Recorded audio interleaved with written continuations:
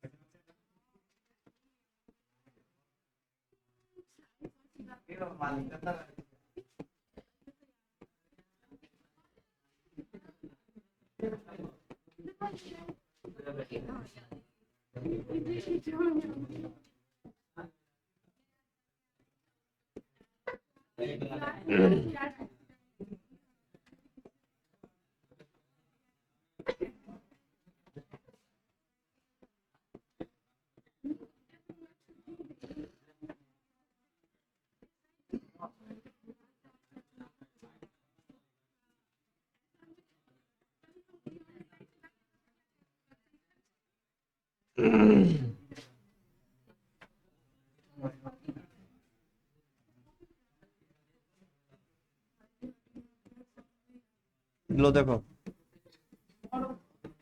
अब ठीक है ना।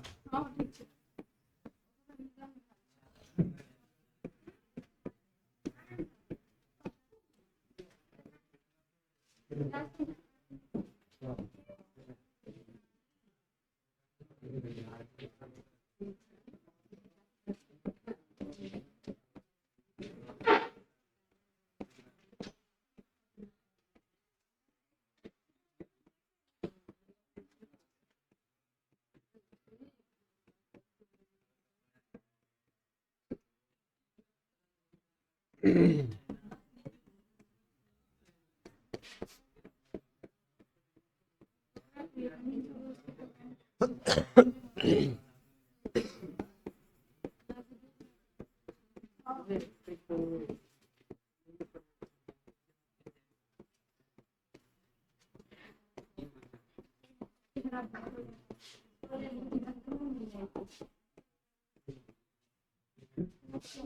भाई देखो वीडियो चली है। हाँ चल रहा है। हाँ हाँ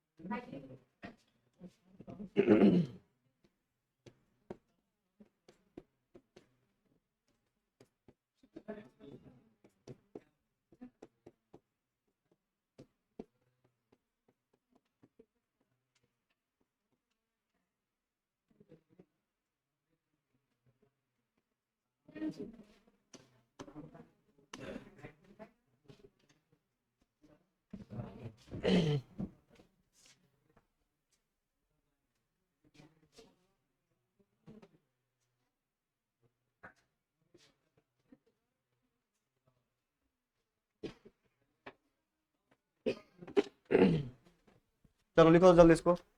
लाओ, लाया तुम, कहाँ गया?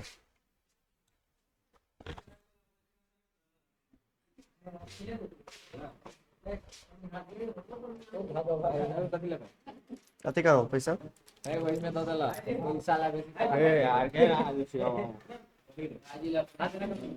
चल ई नहीं खेबो, मम्मी वाला खेबो, 20 वाला।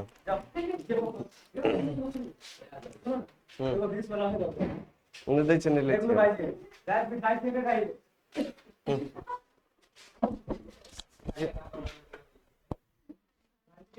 कल कल ज्यादा खा लेते जब विक्स चॉकलेट खाना पड़ता, फिर से गला बैठे हमें। इतना बोलना पड़ता 5-6 क्लास में, और गर्दन खराब हो जाता। पैसा कम मिले चलेगा, लेकिन गर्दन खराब हो जाएगा तो थोड़ी नहीं चलेगा।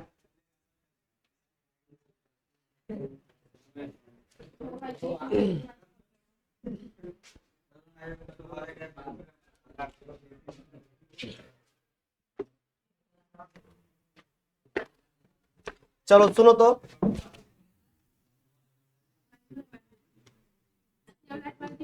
चलो एक मिनट देखो तो, थोड़ा इधर बैक कर दे रहे हैं। सुनो, अभी पिछले क्लास में मैंने बात किया था एकक कोष्ठिका के बारे में।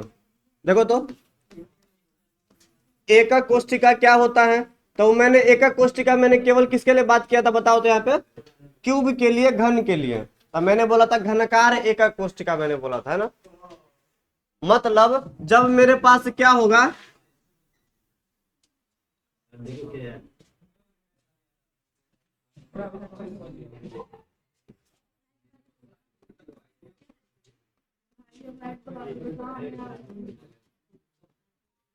चलो हम एक लाइन में बोलते, देखो तो घनकार एकक कोष्ठिका क्या होता है।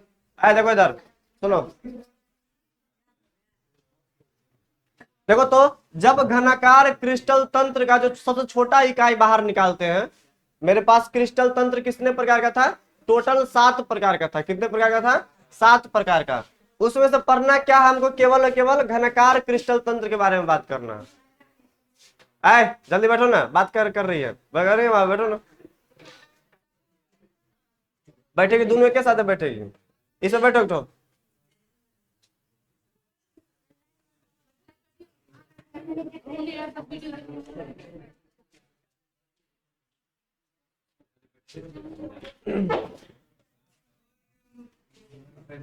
चलो देखो तो, जब घनाकार क्रिस्टल तंत्र में से छोटा इकाई को बाहर निकालते हैं, ठीक है, तो वैसे उसको क्या बोलते हैं हम लोग, घनाकार एकक कोष्ठिका बोलते हैं। ठीक है, जैसे घन बाहर निकल के आएगा बाहर, एक छोटा सा एकक कोष्ठिका यहाँ पे निकल के बाहर आता है। संदर्भ। अब देखो तो ये घनाकार एकक कोष्ठिका कितने प्रकार का पढ़ना है हमको, 2 प्रकार का पढ़ना होता है। एक पहला हमारा क्या था, सरल घनाकार एकक कोष्ठिका बोलते थे, और दूसरा क्या था हमारा, केंद्रित घनाकार एकक कोष्ठिका। दूसरा केंद्रित, पहला ये मैंने सरल घनाकार एकक कोष्ठिका मैंने पढ़ लिया है ना। सरल घनाकार एकक कोष्ठिका क्या था बताओ तो, ऐसा घन जिसमें क्या होगा, परमाणु या अवयवी कण जो होता है वो कहाँ पे प्रेजेंट होता है, कोना पे प्रेजेंट होता है। तो टोटल हमको पता है क्यूब में कितना कोना होता है, 8 तो कोना होता है। मतलब कहीं ना कहीं इसमें 8 तो क्या होगा, परमाणु लगा हुआ होगा कॉर्नर पे। ठीक है, आए अब देखो यहाँ पे मैंने बोला क्या, इसका तुम जेड इफेक्टिव बताओ। जेड इफेक्टिव का मतलब मैंने बताया था वहां पे क्या, कि टोटल कितना सारा एटम जो है वो क्यूब के अंदर में है। ये एटम हमको पता है क्यूब के कॉर्नर पे तो है, लेकिन ये पूरा एटम क्यूब के अंदर में नहीं है। तब मैंने एक नया वर्ड का यूज किया था, जेड इफेक्टिव, जो ये बताता है कि ये क्यूब के अंदर में, घन के अंदर में, इकाई कोष्ठिका के अंदर में टोटल परमाणु कितना आ गया है। तब मैंने बोला था कि 8 परमाणु का बताओ शेयरिंग कितना होता है, 1/8 था। 8 से मल्टीप्लाई कर दो, कितना बच के आ जाएगा, ये 1 के बराबर। मतलब क्यूब के अंदर में कितना परमाणु है, केवल और केवल एक ही परमाणु है। देखने में लग रहा है 8 लेकिन उसका जब शेयरिंग जब निकालते हैं अंदर में टोटल मिला के कितना आ गया है, तो 1 के बराबर होता है, जेड इफेक्टिव जिसको बोलते हैं, ठीक है। जेड इफेक्टिव, जेड मतलब टोटल नंबर ऑफ परमाणु कितना है क्यूब के अंदर में, ऐसे बोलते हैं।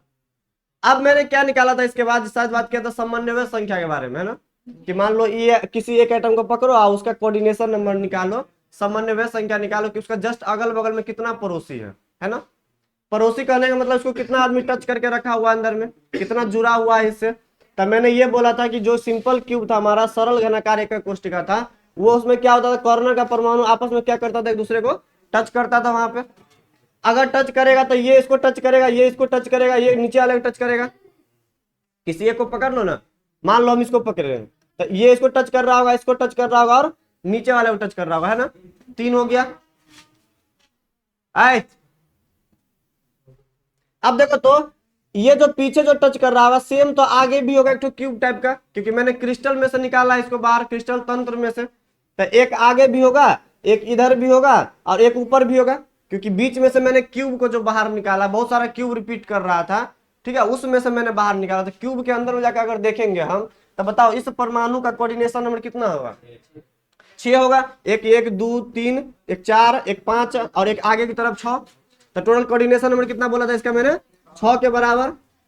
और साथ में मैंने एक रिलेशन बताया था किनारा की लंबाई और रेडियस के बीच में, है ना, क्या था बताओ तो वहां पे a बराबर 2r। इतना बात याद रखना है तुमको सिंपल क्यूबिक के लिए, सरल घनाकार एकक कोष्ठिका के लिए। इसको बुक में एक और नाम से दिखाता है, उसको बोलते हैं हम लोग क्या, अग घनाकार एकक कोष्ठिका। 2 नाम दिया हुआ, एक सरल घनाकार एकक कोष्ठिका, एक क्या बोलते हैं, अग घनाकार एकक कोष्ठिका। तुम लिखना चाहोगे तो लिख सकते हो इसको, वो नहीं लिखा था पिछले क्लास में। सरल घनाकार एकक कोष्ठिका है, या उसको हम अग घनाकार एकक कोष्ठिका के नाम से भी जानते हैं, दोनों सेम ही होता है। चलो सही है। आज हम बात करते हैं सेकेंड के बारे में। देखो तो सेकेंड टाइप के बारे में, सेकेंड टाइप का नाम क्या है, केंद्रित घनाकार एकक कोष्ठिका। मैंने अग घनाकार एकक कोष्ठिका या सिंपल इसको सरल घनाकार एकक कोष्ठिका भी बोलते हैं, वो मैंने पढ़ लिया। अब हम सेकेंड टाइप की बात करते हैं, सेंटर्ड क्यूबिक यूनिट सेल के बारे में बात करते हैं। ये सेकेंड टाइप है, दूसरा है ये हमारा, है ना। अब ये दूसरा जो है ना, वो भी 2 प्रकार का होता है। कितने प्रकार का होता है, 2 प्रकार का। एक होता है अंत केंद्रित घनाकार एकक कोष्ठिका, लिखा है था शायद ना उसमें, हाँ, एक था अंत केंद्रित घनाकार एकक कोष्ठिका, एक था फलक केंद्रित घनाकार एकक कोष्ठिका। समझते सिंपल है, देखो देखने में लग रहा है इतना भारी है, लेकिन एक्चुअल में देखो सिंपल, हम समझाते क्या होता, सुनो। केंद्रित घनाकार एकक कोष्ठिका उसको बोलते हैं, देखो यहाँ पे केंद्र वर्ड आ गया, क्या आ गया है, केंद्र। केंद्र मतलब बीच में, है ना। जैसे मान लो मेरे पास एक क्यूब होगा, क्यूब के बीच में होगा एटम, तब बोलेंगे केंद्र वाला बात हो रहा है। या दूसरा कहानी ये हो सकता है कि जो कभी तुम लोग ये देखा है, जो लूडो खेलने के लिए जो छकरी का जो यूज करते हैं हम, उसमें कितना फेस होता है, 6 फेस होता है। बताओ वो क्यूब की तरह तो इतना ही तो होता हो, तब उसको हम हिंदी में बोलते हैं, फेस को बोलते हैं फलक बोलते हैं, क्या बोलते हैं, फलक। तो या तो वो केंद्र में परमाणु रखा हुआ होगा, या फलक के केंद्र में परमाणु रखा हुआ होगा। 2 कहानी होता है, सुनो।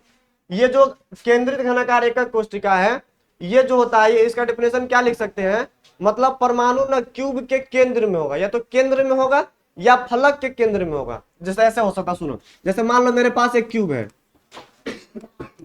तब बताओ जब बीच में परमाणु जब लाई करता था, बोलते हैं क्या, केंद्र में है। इस क्यूब के कहा है, केंद्र में, मध्य में है। या ऐसा हो सकता है कि मेरे पास अगर एक क्यूब है, तो क्यूब का जो फेस दिख रहा है, फेस के सेंटर पे परमाणु होगा। तो 2 कहानी हो सकता है, या तो बॉडी के सेंटर पे होगा, या तो फेस के सेंटर पे होगा। मतलब कहीं ना ये केंद्र वाला बात चल रहा है। परमाणु कॉर्नर के अलावा, परमाणु जो है कोना के अलावा जब केंद्र में लाई करता है, तो वैसे एकक कोष्ठिका क्या बोलते हैं हम लोग, केंद्रित घनाकार एकक कोष्ठिका बोलते हैं। मतलब केंद्र में परमाणु अब आ गया है।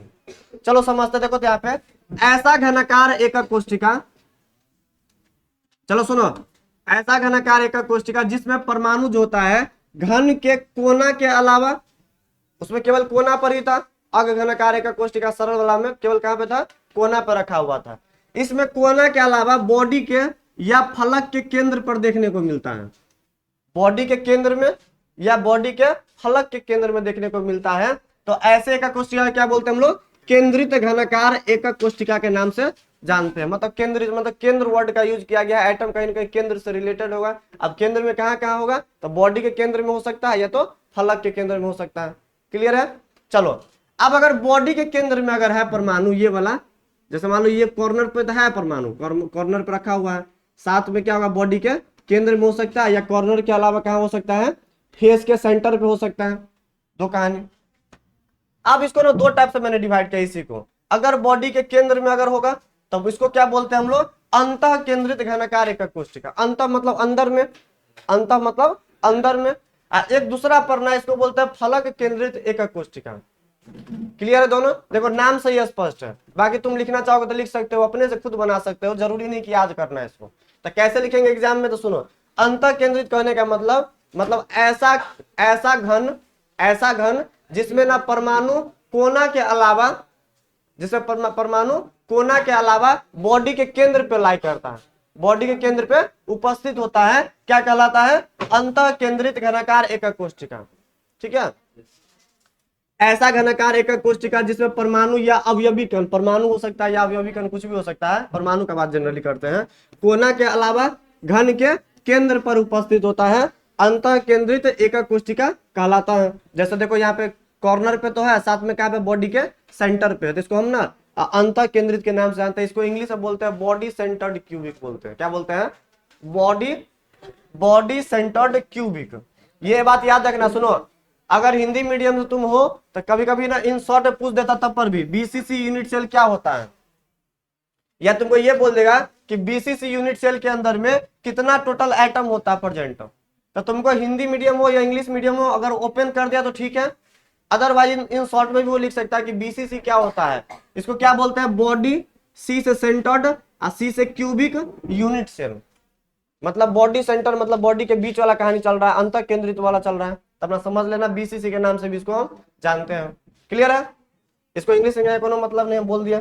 चलो आप कुछ इंपोर्टेंट पॉइंट के बारे में बात करें। देखो तो इनसे रिलेटेड जहां से ऑब्जेक्टिव तुम्हारा मिलेगा, ये तो सब्जेक्टिव में आ जाएगा। ऑब्जेक्टिव में देखो क्या सब मिलेगा, यहाँ बता रहे। देखो पहला, आए सांद्र, पहला परमाणु जो होता है कोना के अलावा बॉडी के केंद्र पर रहता है। परमाणु कोना पर तो होगा ही, साथ में क्या होगा, बॉडी के केंद्र पर होता है। पहला पॉइंट क्लियर है। दूसरा पॉइंट, कोना पर कितना परमाणु होता है, 8 परमाणु होता है। अंतः केंद्र पे कितना होता है, 1 होता है। बीच में कितना है, 1 के बराबर है। चलो सही है, दूसरा पॉइंट। तीसरा, अब साझा का बात करते हैं कि कितना परमाणु टोटल क्यूब में आ चुका है। कोना पे 8 को पता है, लेकिन अंदर में कितना प्रेजेंट है, इसके बारे में थोड़ा बात करते हैं। ये हमारा देखो इंपोर्टेंट है। यहाँ पे बताओ, कोना पे जो परमाणु होता है उसका 1/8वां भाग अंदर में होता है, ये मैंने पढ़ा था।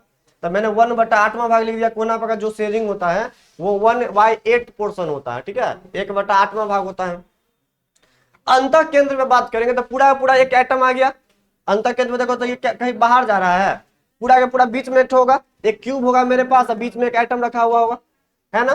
तो इसको क्या बोलते हैं, अंतः केंद्र में कितना का शेयरिंग है, 1 है, पूरा का शेयरिंग है अंदर में, है ना। चलो ये भी क्लियर है। अब चौथा पॉइंट का बात करते, सुनो। तुमको क्या पूछेगा कि बीसीसी यूनिट सेल के अंदर में या अंतः केंद्रित घनाकार एकक कोशिका के अंदर में टोटल कितना परमाणु है, मतलब जेड इफेक्टिव टोटल कितना परमाणु अंदर में है। तो अभी जस्ट मैंने देखा था कि 1/8वां भाग कोना पे होता था, क्या बोलेंगे बताओ, 1/8 इंटू 8, उसका शेयरिंग 8 आइटम का, तो कितना हो जाएगा, 8 से 8 कट जाएगा, तो एक पूरा आइटम कहाँ पे है, बीच में। तब बताओ, एक तो कॉर्नर वाला पूरा मिला के हो गया, एक बीच वाला हो गया, तो एक और एक कितना हो गया, 2 के बराबर। यानी कहीं ना कहीं जेड इफेक्टिव कितना हो जाएगा हमारा, 2 के बराबर। इतना पॉइंट याद हो गया। क्या क्या मैंने बोला, सुनो। 8 परमाणु 8 कॉर्नर पे होता है, एक बॉडी के सेंटर पे होता है, तभी तो इसको हम बोलते हैं अंतः केंद्रित घनाकार एकक कोशिका। 8 परमाणु कॉर्नर पे होता है, शेयरिंग 1/8 पोर्शन होता है, जबकि बॉडी के सेंटर पे होता है उसका पूरा पूरा शेयरिंग होता है। पूरा अगर जोड़ेंगे तो किसके बराबर है, 2 के बराबर, जिसको हम जेड इफेक्टिव के नाम से जानते हैं कि टोटल नंबर ऑफ परमाणु body centred cubic unit cell में कितना होता है, तो 2 के बराबर होता है। क्लियर है? चलो पेज को ऐड करें, सब लिख लिया है ना। चलो चौथा के बाद लिखना स्टार्ट करना, ठीक है। चलो लिखो।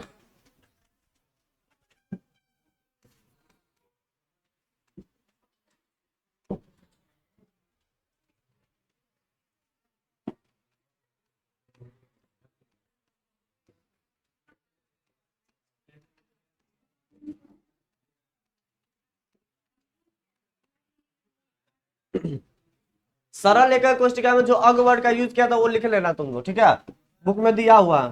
कभी दे देगा अग सरल एक कोष्टिका, सरल बोलते हैं या क्या बोलते हैं, अग घनाकार एक कोष्टिका, उसको लिख लो वहां पे, नहीं तो प्रॉब्लम क्रिएट हो सकता है आगे।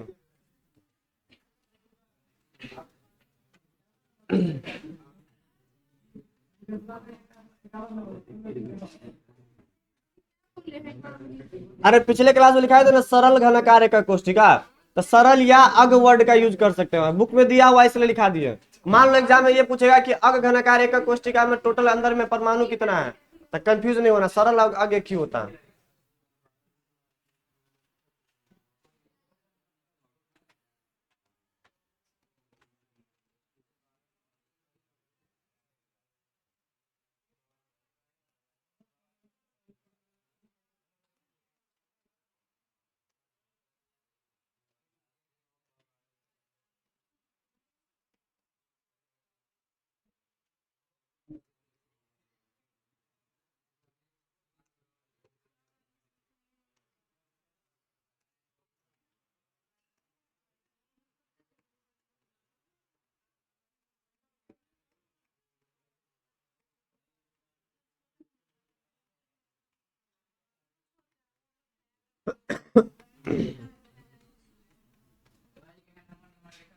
कितना लिख रहे हो,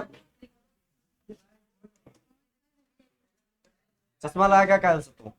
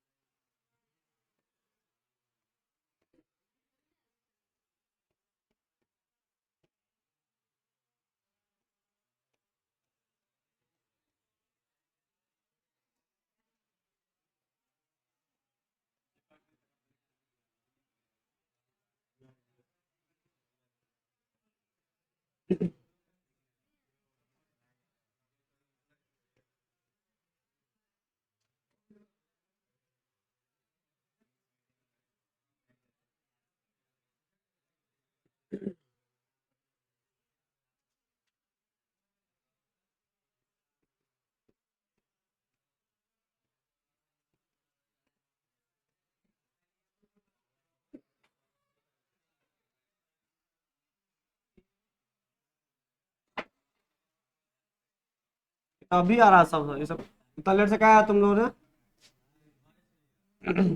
सब बढ़िया से आता है, कहाँ से आता है।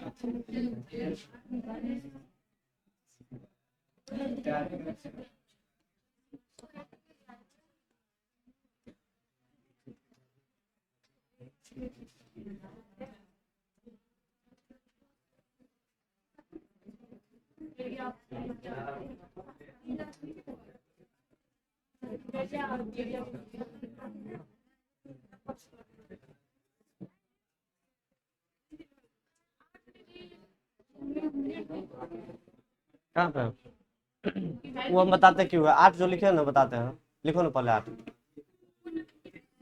क्या। ये इसको ऐसे दिखाया है कि ये पूरा इसका जो कोऑर्डिनेशन नंबर है वो 8 के बराबर है। वो देखो है साथे को वहाँ पे बिंदु पे पेट वाले वो क्यूब में आके का छुट्टी वो 8 के मतलब दूसरा चीज है, मतलब सुनो क्यों पे कोई छूट गया है? वो पीछा वाला हाँ तो पीछा दिखता भी नहीं है, छोड़ो ना, पीछा में होगा ना अपना।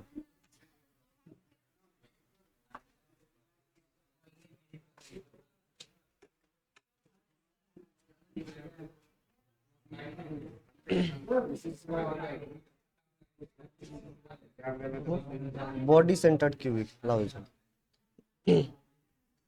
बॉडी सेंटर्ड क्यूबिक मतलब कहने का ये बॉडी मतलब बीच, बॉडी मतलब किसी को जो बॉडी है हमारा, ठीक है, सेंटर बॉडी के सेंटर पे, यानी इसको बोलते हैं अंतः केंद्रित, है ना, अंतः केंद्रित एकक कोशिका मैंने बोला था, तो अंतः केंद्रित घनाकार एकक कोशिका है ना, body centred cubic unit cell बोलते हैं इसको। इंग्लिश में ऐसे लिखा था बीसीसी।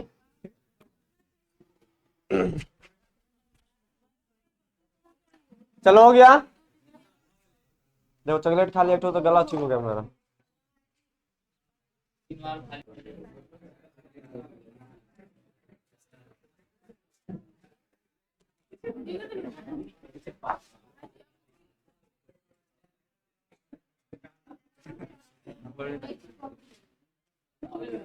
आ रहे आ रहे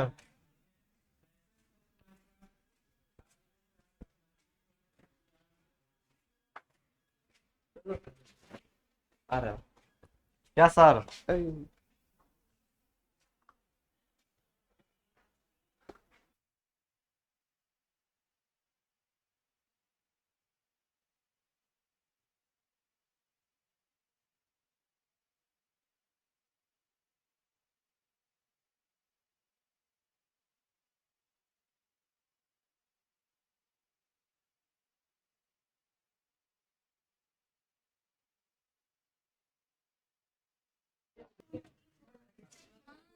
चलो 1 मिनट रुको तो है, चलो इधर देखो, चलो सुनो तो पहला क्या, पांचवा पॉइंट क्या हमारा, समन्वय या उप सहसंयोजक संख्या। इसका मैंने डेफिनेशन पिछले क्लास में बताया था, कोऑर्डिनेशन नंबर बोलते हैं, या इसको नजदीकी पड़ोसी के नाम से जानते हैं ना, जो अगल बगल में मेरा कितना पड़ोसी है उसको उसका नंबर काउंट कर लो, उसे को क्या बोलते हैं हम लोग, समन्वय संख्या बोलते हैं। जैसे मान लो ये बीच में एक लड़का बैठा ही है, मैंने बोला इसका पड़ोसी कितना है, तो जितना आदमी इसको टच कर रहा होगा आपस में वही क्या इसका पड़ोसी है ना, तो बस वही है। देखो तो आए आप देखो तो यहाँ पे बीसीसी यूनिट सेल जो हमारा है बॉडी सेंटर्ड क्यूबिक है, जिसको हम अंतः केंद्रित बोलते हैं, वही पढ़ रहे हैं अभी हम। तो कोई बोले कि बीसीसी यूनिट सेल में टोटल कोऑर्डिनेशन नंबर कितना होता है, मतलब टोटल समन्वय संख्या कितना होता है, तो सुनो बताओ, बॉडी के सेंटर पे ये वाला आइटम है, तो वो क्या करो, बॉडी के सेंटर के आइटम को पकड़ो और जस्ट अगल बगल वाला आइटम को चेक करो कितना सारा आइटम इसको घेर के रखा है। तो देखो तो ये अगर बीच में होगा तो 2 इधर से घेर रहा होगा इसको, 2 2 4, 2 नीचे तो 6 और 2 8। बताओ इसका पड़ोसी कितना है, 8 आदमी है, मतलब 8 आदमी इसको टच कर रहा होगा। चलो 1 मिनट और सुनो, यहाँ पे बॉडी सेंटर्ड क्यूबिक में जो होता है, यानी अंतः केंद्रित एकक कोशिका के अंदर में जो होता है, परमाणु जो होता है सभी कोना वाला परमाणु को स्पर्श करता है। देखो देख मिनट, ये इंपोर्टेंट पॉइंट हमारा, देखो नोट करके लिखा है लेकिन इंपोर्टेंट है। देखो बॉडी सेंटर्ड क्यूबिक में जो परमाणु होता है, ये बीच में जो परमाणु है वो सभी कोना वाला परमाणु को क्या करता है, आपस में स्पर्श करता है। देखो दिखाने के लिए मैंने छोटा लिखा है, यहाँ पे छोटा बनाया है, लेकिन एक्चुअल में क्या होता है, ये सब बड़ा बड़ा होता है यहाँ पे, और ये क्या करता है, सभी परमाणु को आपस में क्या करता होता है, अंदर में स्पर्श करता है, टच करता है, ठीक है, लेकिन करता है, परंतु कोना वाला परमाणु जो होता है, ये वाला जो परमाणु है, कोना वाला परमाणु, वो आपस में स्पर्श नहीं करता। ये इंपॉर्टेंट बात है। अभी जस्ट मैंने सरल एकक कोशिका में बात किया था, तो मैंने बताया था कि जो कोना वाला जो परमाणु होता है वो आपस में टच करता है, बताया था वहां पे हम कि दोनों टच करता, तभी तो वहां पे A बराबर 2R रिलेशन निकाले थे हम। लेकिन यहाँ पे क्या होता है, ये वाला जो परमाणु है सबको टच करता अपने में, लेकिन कॉर्नर वाला परमाणु आपस में टच नहीं करता। अरे जैसे ही आइटम बीच में आ गया होगा, थोड़ा डिस्टेंस मेंटेन बढ़ गया होगा, यहाँ पे ये दोनों थोड़ा अलग हो जाता है क्योंकि बीच में भी एक तो परमाणु आ गया है। तो यहाँ पे कुछ ऐसा होता है, ये वाला परमाणु चारों को 8 को टच करता है, लेकिन कॉर्नर वाला परमाणु आपस में एक दूसरे को टच नहीं करता, ये बात याद रखा। तभी तो मैंने इसका कोऑर्डिनेशन नंबर कितना निकाला है, 8 के बराबर। चलो सही है। अब देखो तो यहाँ पे ए और आर में रिलेशन, ए यहाँ पे क्या होता है, ए को हम लोग क्या बोलते हैं बताओ तो, किनारा की लंबाई, पिछले क्लास में लिखाए थे। अब बताओ आर यहाँ पे क्या है, परमाणु का त्रिज्या, क्या है ये, परमाणु का त्रिज्या। अब एक मिनट सुनो तो, क्या हम यहाँ पे ए बराबर 2r लिख सकते हैं, नहीं लिख सकते हैं, क्योंकि ये दोनों आपस में टच नहीं कर रहा है इस बार। अगर टच करता तो ए बराबर 2r लिख सकते थे हम, लेकिन इस बार टच नहीं कर रहा तो हमको कुछ दूसरा सोचना पड़ेगा ए और आर में रिलेशन। तो सुनो हम सोचते हैं, देखो तो, आए खड़ा हो जाओ, तुम बात करने के लिए आता है, अगल बगल में सब उलझाया हुआ है। अब तो सुनो, हम यहां से तो ए और आर में रिलेशन नहीं बता सकते, तो मेरे पास एक दूसरा उपाय है। क्या उपाय है, हमको तो ये पता है कि बॉडी में जो मेरे पास परमाणु है वो इसको टच कर रहा होगा, बॉडी में जो परमाणु वो इसको टच कर रहा होगा। तो क्या हम बीच में एक विकर्ण बना ले, विकर्ण, विकर्ण नाम सुना है ना, विकर्ण बीच में एक ड्रॉ कर लेते हैं। तो हम विकर्ण का जो बात करते हैं तो इसको हम यहाँ पे ना बॉडी विकर्ण बोलेंगे, मतलब बॉडी के बीच में जो विकर्ण बनता है। सिंपली काम क्या करो, एक तो कोना को पकड़ो और उसके अपोजिट एक कोना से मिला दो बीच में। जैसे मान लो मेरे पास एक क्यूब है, तो ये कोना को पकड़ा मैंने और एक मैंने विकर्ण ड्रॉ कर दिया बीच में, क्यूब के बीच में मैंने विकर्ण ड्रॉ कर दिया। अब जो विकर्ण जैसे ही ड्रॉ होगा तो कुछ इस तरीके को देखने को मिलेगा, क्योंकि ये वाला जो बीच में जो परमाणु होता है वो इसको टच करता है, बीच में जो परमाणु होता है वो इसको टच कर रहा होगा। अब देखो तो क्यूब का जो बॉडी का विकर्ण होता है उसका वैल्यू फिक्स होता है, उसका वैल्यू किसके बराबर होता है, √3a के बराबर होता है। ठीक है, किसके बराबर होता है, √3a के बराबर। अगर मेरे पास एज की लंबाई अगर a है तो कोई बोलेगा क्यूब के अंदर में विकर्ण, बॉडी विकर्ण की लंबाई कितना होगा, तो क्या बोलेंगे हम, √3a के बराबर था। इसको दिमाग में डाल लो अभी से।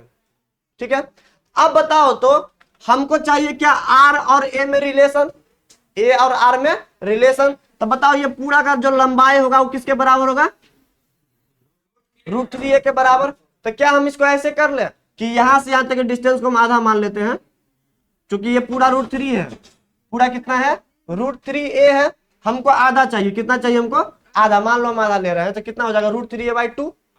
अब मैंने आधा क्यों लिया, तो सुनो तो, ये वाला डिस्टेंस किसके बराबर है, मैंने बोला इस सेंटर जो मेरे पास थी, इसको हम क्या बोलेंगे, रेडियस, परमाणु का रेडियस। ये भी क्या यहां से आता है, परमाणु का रेडियस। तो क्या इसको ऐसे लिख ले हम, 2r बराबर √3a/2, 2r बराबर √3a/2। तो देखो तो आ गया रिलेशन, 2r बराबर √3a/2। कोई बोलेगा नहीं हम ऐसे नहीं करेंगे, हम पूरा लेंगे हम, तो तुम पूरा भी ले सकता है, √3a बराबर 1r 2r 3r और 4r, यानी 4r बराबर √3a। वो भी सही है, ये भी सही है। ठीक है, लेकिन एग्जाम में तुमको ना ऐसे पूछता कि 2r बराबर √3a/2, ये रिलेशन याद रखना ए और आर के बीच में, इसका हम यूज भी करेंगे अगले क्लास में, और ये बिहार बोर्ड के ऑब्जेक्टिव में आता भी है। पूछे है क्या तुमको, अंतः केंद्रित एकक कोष्टिका के अंदर में या बीसीसी यूनिट सेल के अंदर में ए और आर में रिलेशन बताओ। 4 ऑप्शन दे देगा, ए बराबर 2r, 2r बराबर √3a/2 और समथिंग एक दो तो दे देगा उसमें। ऑप्शन में कौन करेक्ट होगा हमारा, ये वाला। देखो रटा नहीं रहा, सबको मैंने समझा दिया कैसे कैसे यहाँ पे आता है। ठीक है, इसको पढ़ के आना, अगले क्लास में हम आगे बात करेंगे। ठीक है, चलो क्लियर है ना सबको, ठीक है।